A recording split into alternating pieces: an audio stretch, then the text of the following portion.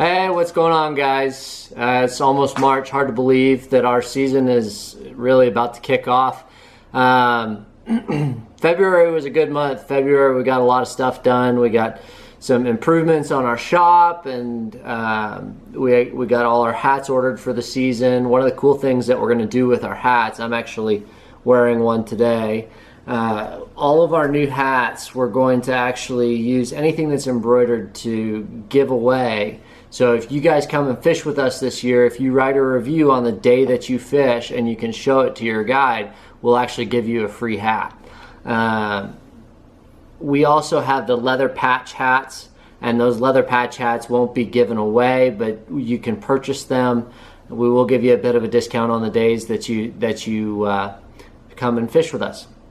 As far as the fishing goes, we've been out in the last couple of weeks a couple of times. Went to Fremont Canyon probably 3 weeks ago, and to my surprise it was actually up at about 500 CFS. I'm not sure if they were just trying to clean the silt out or what was going on. They might have been trying to fill alcova, but the high water actually really helped. It gave us some really good opportunity to fish really slow, deep drop-offs, and we fished for about an hour and a half, caught probably 10 nice rainbows.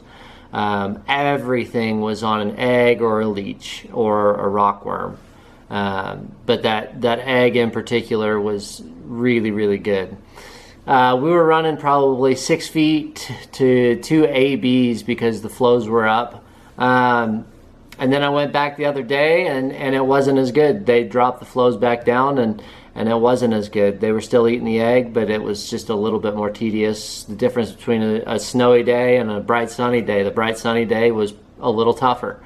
As far as the reef goes, it's pretty much same old for the reef. It's going to stay 500 CFS until they start the flush. The flush should be on schedule. Most of the ice is clearing pretty nicely. That should be right around the last week of March. So if you want to come fish the flush, give us a call. Otherwise, we should have some great opportunity to fish on that discount. Just as a reminder, this is the last month, this upcoming March is the last month that we actually get to give you off-season rates. So it's $100 off any full day on Gray Reef or Miracle Mile, and then $50 off of the Bighorn. If you've not fished the Bighorn, there's some huge fish coming out of the Bighorn right now, and it's been fishing really well. That fishery is rebounded in Thermopolis. The Mile, I don't really have a good report other than the road's been closed for the last couple of weeks. We've had a ton of snow, and just is what it is. One of the cool things that it has gone on is because of the snow, we're looking at about 160% of our average snowpack, which means that it should be game on for a lot of the hopper fishing that we had last year. We're going to have nice high water again. The fishing should be fantastic. But today I do want to go over how to rig a pegged egg. And I'm going to show you how to tie a real basic rockworm, something that you should always have when you come up here to fish. So we'll head to the tying. Alright guys, so most of you are familiar with the rockworm. It's a staple of our fishery. We fish a ton of them, and they're just a great bug to have in your box. There's no reason to go spend $1.50 on them. Just go pick up a few things and tie these up yourself before you come. The first thing that we need, I like these Daiichi hooks, right there. So they're a Daiichi 1150, and what they are is they're a curved hook, and I'll tie on them anywhere from basically a size 12 to a size 20 for these rockworms. The second thing that we're going to need is we're going to need D-rib. So D-rib comes in a small pack. You can purchase it at a lot of different places. Sometimes you have to order it, but if you're down in Denver, Anglers All should carry it. Orvis carries it. Up in Casper, Ugly Bug carries it. There's a lot of different places. And then just some red thread. So we're going to take this one out, and I'm going to tie a size 10 today just to show you how to do it. And for those of you guys who do have a rotary vise, this is a really great pattern to learn to use your rotary vise on. So here's our size 10 hook. Once again, that's the Daiichi 1150. You can tie it on a lot of different stuff. I just like these because they're a nice sturdy hook. Whoops. So you're going to start about 3/4 of the way back. You're going to wrap that thread in, and then you're just going to keep wrapping back all the way around to your shank here, or to the end of your shank. You can make them as long as you want. And then you're going to take a pretty decent sized chunk of D-rib. And what we're going to do is it's all together like this. And we don't want that. So we're actually going to pull some out and just snip a pretty fair portion off. D-rib's cheap, so don't worry too much about it. And then the nice thing about the D-rib, and you're not going to be able to see this on our camera, but there's actually a flat side and then an edge side. So instead of midge tubing, which you could use midge tubing, the midge tubing just doesn't give it that nice flat ribbing. So what we're going to do here is we're going to tie the D-rib in on the side with just a little extra on the front. And then I'm going to just sneak it back to as small a section as I can. And I know you can't really see that, but basically I'm trying to tie over as little D-rib as possible to make the bump underneath my D-rib wrap as little as possible. And then I'm going to lay a nice thread base going forward. So I want to make sure that I cover everything because the D-rib is translucent. So the light's going to shine through and hit that hook. If you don't cover it up fully, you're going to run into trouble. So sometimes I'll go back. It doesn't matter a ton, but I try to make sure that the hook's really not covering anything up. Usually I'll do that in one foul swoop, just moving forward, and that'll take care of it. Okay, now for those of you that don't have a rotary vise, you would just palmer this D-rib forward. But for those of you who do have a rotary vise, I'm going to use the rotary today just to show you. So we're going to do a quick whip finish,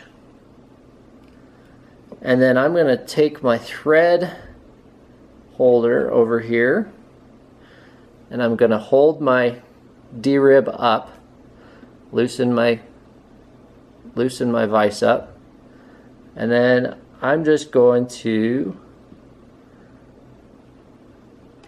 wrap my D-rib by rotating my rotary.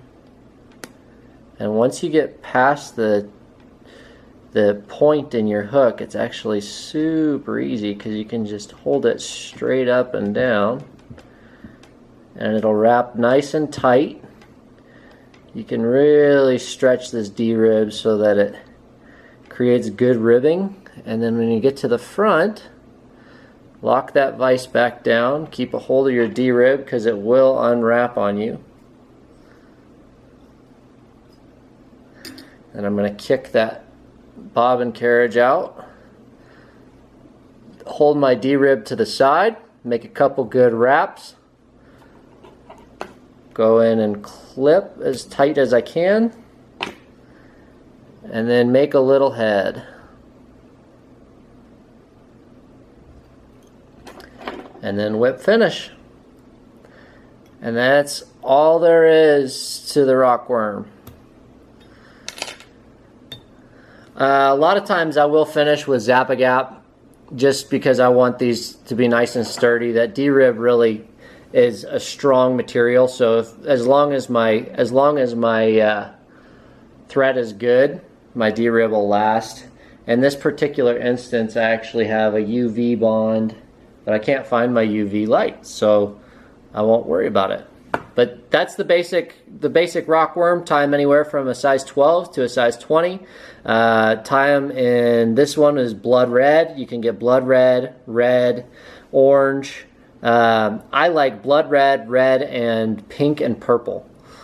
Those are kind of the four different colors that I like. You can play with thread variations, that sort of stuff. These do fish really well on other bodies of water, so I would strongly recommend that. All right, guys, so we get a lot of questions on how we peg our eggs, the system that we use, and really how to do it legally, because a few years back, as you may recall, there was a thing in Wyoming that actually said that it was illegal to peg anything, and that has since changed to it's legal to peg an egg and then follow that with a bare hook, but it's not legal to peg chenille in Wyoming. One of the ways you could get around that is if you tie something onto the hook, then you're really, we call them threadalids.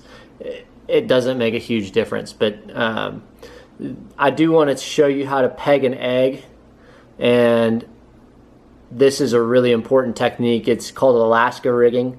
So basically what we're doing is we've got a 6mm bead. I know it's hard to see on the screen here, but we're going to take the 6mm bead, and then if this is our tippet in our left hand, we're going to run our tippet through the hole in the bead. And then what I'm doing is I'm taking this tippet, which in this case is thread, and I'm going to wrap it over my finger and then back into the hole the same way that it went in the first time, so that I'm creating a loop around my finger with the bead on the bottom side. And I'm going to do that 2 times so I can adjust how much line is actually coming out.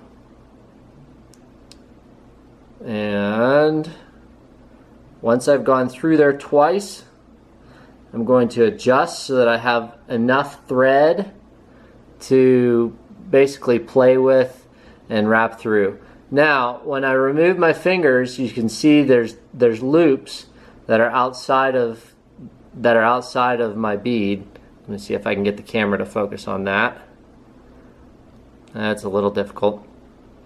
And all I'm going to do is I'm going to take my tag end and I'm going to run my tag end under those loops twice. So 1, 2. So now I've got these 2 loops, and this tag end has gone under those 2 loops twice. And now I can cinch it up. And that secures my bead into place. So my bead's not going to slide up and down on this tippet. Okay? Now, with my tag end, I wanted to make sure that I had enough. I'm going to take my hook, and I'm simply going to thread my hook. Now, I like to put my hook pretty close to the bead. The legal requirement is that it has to be within 2 inches. So here, I'm actually going to go about maybe an inch, maybe a little less than an inch. I'm going to pinch the hook with my left fingers. I'm going to wrap and make my tippet tight, and then I'm going to wrap around with just a real basic fisherman's knot.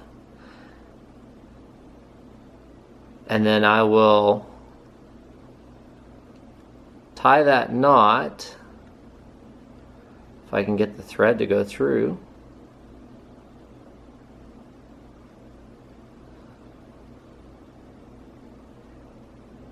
And my thread slid around. But essentially what you should be able to do is you should be able to tighten so that you have 2 inches and you've got your hook tied now to your bead. Okay? And this space has to be less than 2 inches. I know it's not here, but that's the demonstration. Thanks for watching the fishing report and the tying this week, guys. Hopefully those help with your techniques for the spring, and hopefully you enjoy our newsletter. We just want to thank you for your continued support. We are so ecstatic with how this season's shaping up. We're booking up quicker than we've ever booked before, which is very, very exciting. With that in mind, for those of you who are wanting to take advantage of our off-season rates, those do end in exactly a month, March 31st. So take advantage of those. Again, it's $100 off of Gray Reef or Miracle Mile on a full day, and then it's $50 off of the Bighorn. If you've never fished the Bighorn, I can't recommend it enough. It's an incredible fishery. You probably won't catch the numbers that you do on Gray Reef, but every single fish that you catch is going to be big. If you're looking to get in touch with us, Our number is 307-267-5161, or you can email me at info@wyominganglers.com. As always, I'll be posting stuff on Facebook each week. You're welcome to message me on there as well. Until next month, I look forward to working with you guys. Thanks.